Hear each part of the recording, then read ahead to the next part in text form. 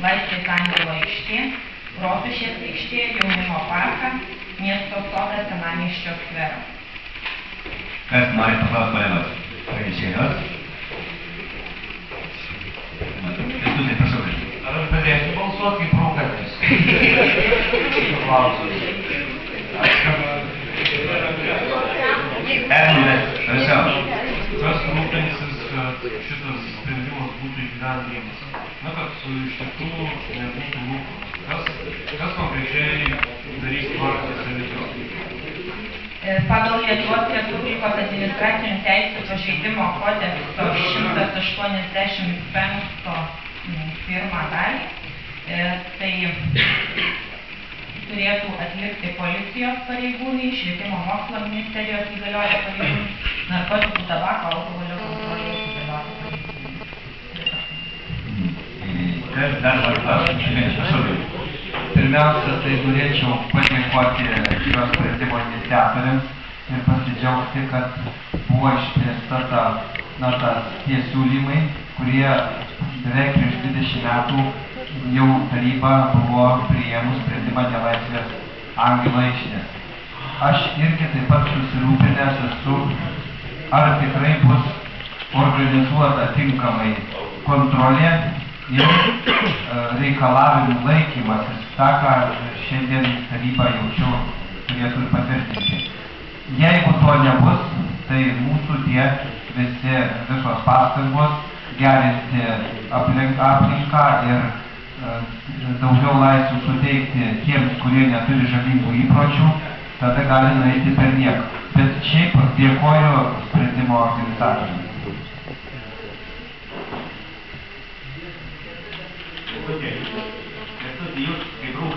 Jo, aš kaip rūkantis iš tikrųjų pritarčiau Rubinui, mūsų pastangos ir norai iš tikrųjų geri ir dideli, tačiau realiai aš matau, kad mes galėtumėm tik tai, bent jau aš asmeniškai pritariu dėl autobusų stotelių, kur yra žmonės ir jie patys kontroliuotų vieni kitus. Tai yra realu ir nereikėtų nei policijos, nei narkotikų prevencijos pareigūnų. Dėl to, o visa kita tai yra... Kolegos, jau supratau, kad yra diskusijos, pasisakymai į Irma. Galite atsisėsti, nes jau diskusijos vyksta. O visa kita tai yra tik tai didelė svajonė. Tai tik, kad pradėkim gal nuo mažų svajonių ir pritarkim tik į pirmam punktui. Nerijus, prašau, Nerijus. Gerbiami kolegos, iš tikrųjų, man šis sprendimas yra absurdiškas visiškai, kadangi esu jauniausias tarybos narys ir atstovauja ne jaunimą. Pažiūrėjau statistikoje, kiek Lietuvoje rūko žmonių, tai yra apie 30%. Tai jei padalinus Alytuje maždaug apie 20 000 žmonių Alytuje yra rūkančių. Jei jau mes neleidžiame parkus rūkyti, kur yra daug medžių, kur yra laisvos zonos ir panašiai, kur renkasi jauni žmonės ir taip toliau, ir kur padarytos šiukšlių dėžės su užgesinti garetė ir panašiai. Tai aš norėčiau pasiūlyti ir paklausti, ar neplanuojame, aš pasiūliau Bizono kaubojų mokyklą įrengti, ar neplanuojame tokios mokyklos įrengti, kaip sugauti rūkantį žmogų, nes rūkančių tikrai bus daug. Prašau, gerbiamą Mikėlį, prašau.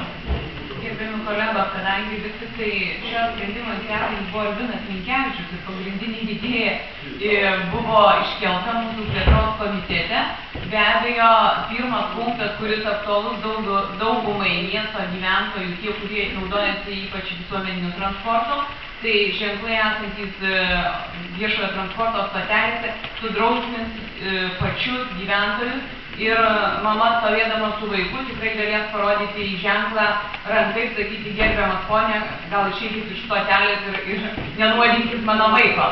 Tai būtų labai svarbus dalykas. Toliau gvildendami klausimą mes iš tikrųjų kėlėm ir buvo pakelti ankstesnių tarybų priimti sprendimai, kur iš tikrųjų yra paskelbtos rūkymo zonos ir realiai jos nėra veikiančios. Tai iš tikrųjų didžiai daliai visuomenės, kaip pasakė Nerijus, apie 70% yra nerūkančių.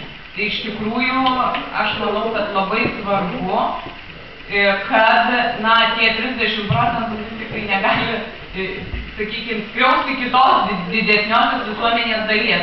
Ir sprendimo projektas yra labai aiškiai nurodyta, kad tiek parkuose, tiek skveruose ir visur kitur, kaip jūs sakėt, yra šiukšliadėžė su vietom užgesinti cigaretį ir taip toliau, tai prie jų bus ženklai, kad rūkyti galima tose vietose. Ir tokiu būdu, manau, vienų ir kitų interesai nebus pažeisti. Ačiū. Kolegos, aš tikrai nemanau, kad policija, turėdama tokį finansavimą, eis ir gaudys partiją rūkantį. Na, sutikit. Manau, kad turi policininkai rimtesnių užsiėmimų, negu gaudyti rūkantį. Aš tikriausiai siūlyčiau pagalvoti, dar prieš priimant tokį sprendimą, reikėtų įkurti galbūt kažkokią kontrolės tarnybą, kuri užsiimtų nebūtinai iš tarybos narių, kuri užsiimtų kažkokių administracinių teisės pažeidimų, prevenciją vykdymų, kad gaudytų baustų tuos, kurie neteisingai stato mašinas, neteisingai vedžioja šuniukus ir galbūt rūko neleistinose vietose. Tada mes turėtume tokį kontrolės įrankį, kuris galėtų kažką padaryti. Dabar, niekas nekontroliuos ir manau, kad nebus laukta efektų. Julius, aš tai iš ryto norėčiau paklausti pagal reglamentą, jeigu su mumis turime paklausti teikėjas, turiu paskaičiuoti, kiek pinigų kartuos klausimas. Kiek pinigų, ar jūs iščiavot, kiek pinigų kartuotų ženklų pastatymas šito sezonas iš kontrabandistų? Tikrai neskaičiau. Tai visų pirma, manau, kad reikia klausimą jau atmesti vien dėl to, kad klausimas pristatymas nesilaikant reglamento, nei iš kur pinigų imsim, nei kiek kažkuos, davai uždrauskim visą Alytų, nereiks statyti ženklų, bus pigiau. O jau šitas bandymas buvo prie Angelo, kadangi Eisregoje vadovau, pastačiau ženklus, žinau, kad ženklai gražiai būdavo prikaišyti, sudarė gėdą miestui ir naudos absoliučiai jokios. Tai baigiam užsiminėti vaikiško populizmu, na, uždrauskim rūkyti, tai uždrauskim ir gerti, aš už. Bet čia yra populizmas, mes taip galim uždrausti, tai pratikėkim tokių nesąmonų. Prašau, Gintarai. Gerbiami kolegos, šitas klausimas, kadangi svarbiausias, užtat tiek daug pasisakančių yra. Aš esu tikras, kad šitas sprendimai, jeigu tokį priimsim, kontrolė nebūtų užtikrinta. Antras dalykas, jeigu žmogus rūkys parke ant suoliuko, tai jis tikrai nepažeis tų 70% nerūkančių teisės, jis jokios žalos nepadarys. Todėl aš manau, kad šitas siūlymas tai yra savivaldybės tarybos pozicijos parodymas, kad mes prieš rūkymą reikia Lietuvai, kad žmonės rūkytų. Aišku, kad nereikia. Tai kaip tą padaryti, kad jie nerūkytų. Tai jeigu mes norim parodyti poziciją, tai tada nežaiskim ten prie Angelo, ant suoliuko ir parodom poziciją, kad Alytaus miesto taryba draudžia rūkyti visam Alytaus mieste ten, kur nėra ženklų. Jie kaip rūkia, taip rūkys, bet tai nors poziciją parodysim. Todėl aš už dalinį tokį draudimą būsiu prieš. Linkevičius, aš manyčiau, kad mums nereikia savo, sakysim, sugebėjimų arba nenoro ką nors padaryti, nereikia tamstytis nesugebėjimų ar finansiniais trūkumais. Štai pavyzdys jums yra. Dirbu mašinų gamykloje Astra ir tikrai jūs nepamatysit rūkantį ne vietoje žmogų. Yra aikštelės, yra rūkymo kambariai ir tik ten galima, nes kitokiu būdu galima susilaukti sankcijų ir niekas nenori finansiškai nukentėti. Taip pat yra kitas pavyzdys. Yra jau labai seniai kelių eismo taisyklės kaip įstatymas draudžiama dienos metu važiuoti neįsijungus trumpųjų šviesų, o su pažibinčiais važiuoti yra nusikaltimas, pagal taisyklę. Tačiau kas 10 vairuotojas nemaža dalis ir moterų, sutinku, važiuoja, neįsijungia.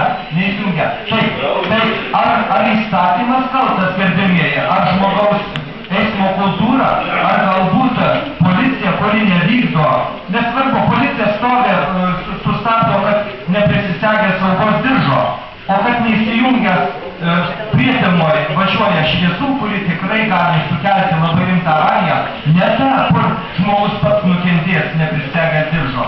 Tai čia mes labai norim lengvai visą tą dalyką ar žmonių nesąmoningumui nukreipti, ar kad mes finansiškai nesugebėsim. Pradėkim, gerbėmieji, nuo tvarkos ir labai aiškiai pasakykim, ko mes norim. Tas, ką sakė kolega daktaras, kad ten parkuose labai reikia bėgti, na, jeigu uždrausi apskritai, eini į parką ir mes cigaretę, nepritariu. Tačiau, kai ima mėtyti cigaretes į tą gražų žolyną, į vejas, į visą, tikrai yra labai nekultūringa, į fontaną primeta, tai mes galim reglamentuoti ir pasakyti, kur leidžiama rūkyti, bet niekada nesutiksiu, kad 30% rūkančių turi 70% sąmoningų žmonių primesti savo bjaurų įprotį ir nuo to platinti tą visą atmosferą, tą nuodingą. Na, atleiskit, bet geriau pradėti nuo rimto nusiteikimo. Alfina, aš tik noriu repliką. Jūs pastebėjau, kadangi aš sakau už posėdžio vedimą. Lyčių lygybės įstatymas, jūs susiskyrėt vairuotojas ir moteris. Tai... Aš sakiau, kad nemaža dalis jaunų vairuotojų, kurie tiesiog... Yra moteris. Aš supratau, kad tai supratau. Aš supratau, kad priima šitą nurodymą, tai kad mes nesiekėm, kad mūsų nėra tikslas, kad mes uždrausim rūkymą, kad visi mes rūkys. Yra tikslas parodyti iš tikrųjų, kad šių pasako savo poziciją. Bet man labai keista mūsų ta pozicija praeitą sykį, kad jaunimo pritraukime, mes tarkaitom, kad reikalinga daugiau gėrimų vietų, tai kad jie prasmingai leistų vakarus ir naktis prie galvos bokalo. Kitas dalykas, jeigu pastatysim į šiuos ženklus, kaip mes jau žinom, kad ligoninėse mokyklose negalima rūkyti, tai visur rūkoma, nes niekas ten baudų nerenka ir jokių, nes prie senus narkomanus yra beprasmiška kovos. Mums yra ir reikalas parodyti prieš žmonės, kurie dar neįjungia tą rūkymą. Galbūt tas pamatė ženklą, galbūt vienas kitas sustos nuo rūkymų. Ir aš sutinku su nuomonė, kad mes galbūt pasirodysim kaip konsultuotai čia su vėjo malūnais, bet kodėl nepabandyti? Žmonės vis dėlto kai kurie reaguoja į ženklą. Aš kolegos noriu atkreipti dėmesį, kad pabaigsim pasisakymus, vadovautis reglamentu, tikriausiai pasakinės Kęstutis Bernatavičius. Atsitokiai, tai baigsim Juozas Keitenio pasisakymą. Prašau. Dabar, aš labai trumpai, kadangi jau nesinori pasikartoti, kažkodėl mes galvojame, kad pirmiausia, kaip mes nubausim. Tačiau žmogus pats baudžia save rūkydamas. Tai jeigu mes parodysim tokią poziciją, kad mes nenorėtume, kad kiekvienas žmogus rūkantis baustų save, tai manau ir tai bus jau teigiama. Ir siūlyčiau užbaigti diskusijas ir balsuoti.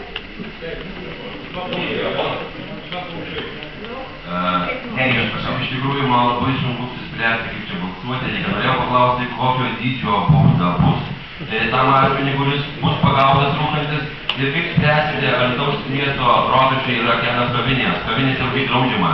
Išeina žmogus į lauką parūkyti ir kaip tada, ar čia bus tie karštieji taškai, kur mes dirbsime daugiausiai pajamų?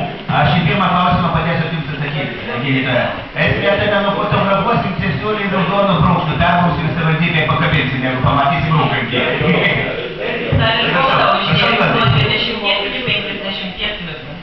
Prašau, kolegas, Juozai. Aš antrą kartą apgėlimus ar klausimas parodas nevadovaujantys reglamentu, nepaskaičiuota, kiek ženklų, kiek pinigų, iš kur juos imti, ar mes pinigų turi perteklių, kad dabar užtikrinėjom.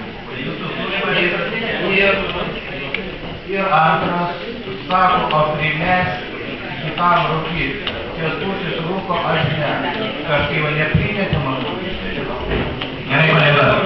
Išimties tvarka Gintarui Šorkui dar. Ir baigėm, gerai. Nes vis tiek jau argumentai visi mano supratimui sakyti. Balsuosim kolegos papunkčiui. Ir taip toliau, prašau, Gintarui. Gerbiamas merau, labai trumpai, dėl kad kalbu antrą sykę, siūlau alternatyvą. Leisti Alytaus mieste rūkyti tik tai privačiose vietose ir ženklais nurodyti. Aš noriu paklausti Juozo Skaičianio, nes jūsų siūlymas suskambėjo taip, kaip iš šio klausimo dar galėtume nesvarstyti. Tai tada reikia balsuoti už tai, jeigu jūs savo siūlymą nesimate vadovaujantis reglamentu, mes turim balsuoti, ar šis klausimas, nors tai buvo laikas mano supratimu buvo anksčiau, bet jūsų siūlymo aš negaliu nepaisyti. Kolegos, formuluoju klausimą. Kas už tai, kad šis klausimas būtų nesvarstomas? Toks yra pasiūlymas Kristianas. Atsimena? O tai ką galime tiek dėtis, baigės kolegos? Arba svarstom, arba ne. Gerai, kolegos. Pirmoji eilė prabalsuojant, išlaikykime reglamento. Pirmoji eilė prabalsuojant pagal jūsų pasiūlymą, kas už tai, kad tą klausimą nesvarstyti. Prašau.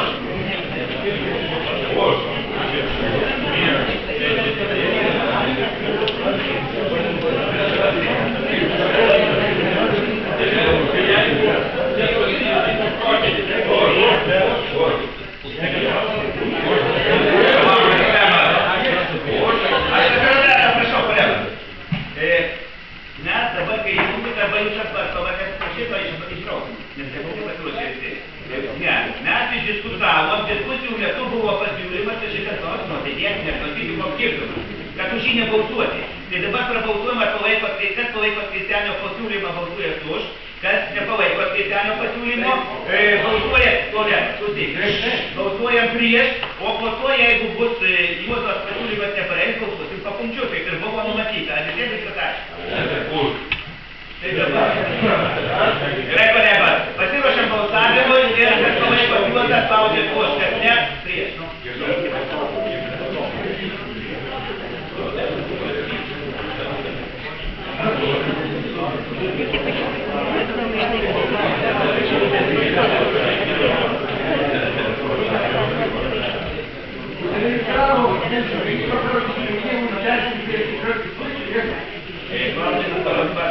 Kadangi dauguma atmetė. Toliau balsuosim kolegos diskusijos baigtos. Ačiū pranešėjai, prašom pailsėti. Ir balsuosim papunkčiui.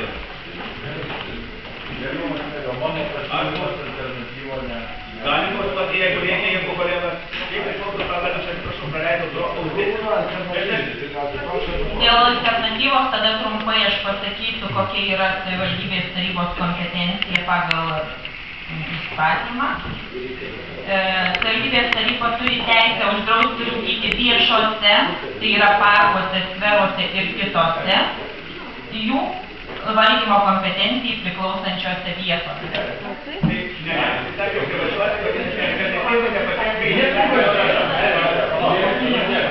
Aš sakiau, bet kur uždrausti, o kur leisti. Tai mes leidžiam ten, kur negali uždrausti. O kur leidžiam?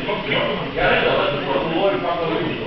Uždrausti visame Alytuje ten, kur išorės kompetencija.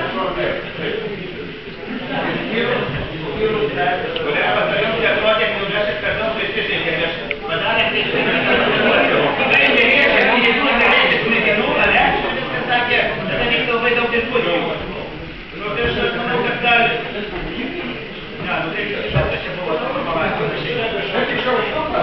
Ne, aš apie šaukštuvą pasišnekėjau.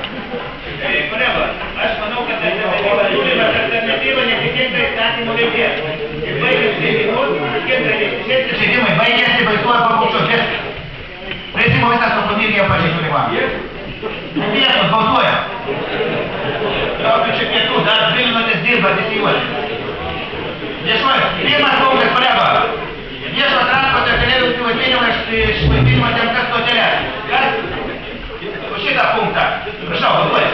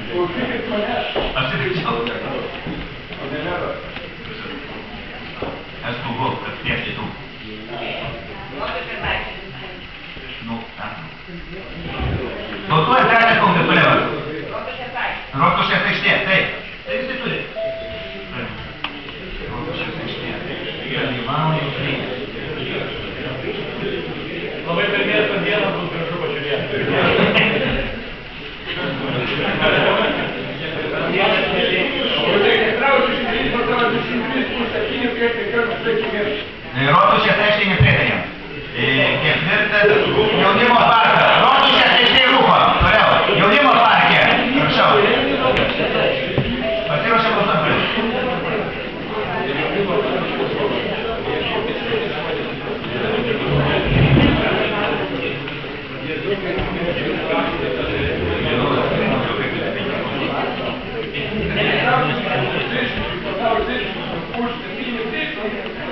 Irgi, jaunimo parke toliau rūkom.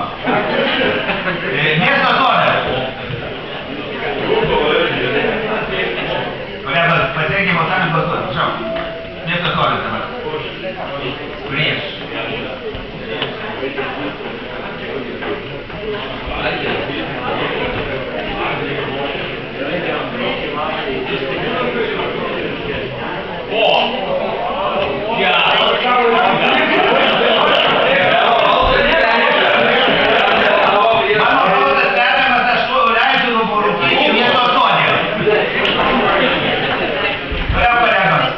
Paskutinis senamiesčio skveras.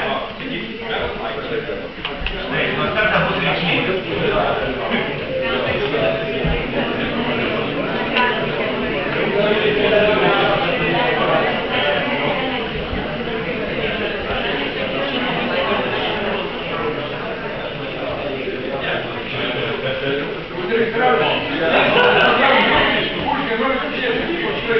Kolegos, vadinasi taip. Senamiesčio skvere irgi rūkoma. Iš esmės taip, pritarta pirmo antram. Dabar už visą sprendimą turim prabalsuoti, kolegos. Prašau balsuoti. Jau dabar tau už. Prieš tarybos daugumos varą.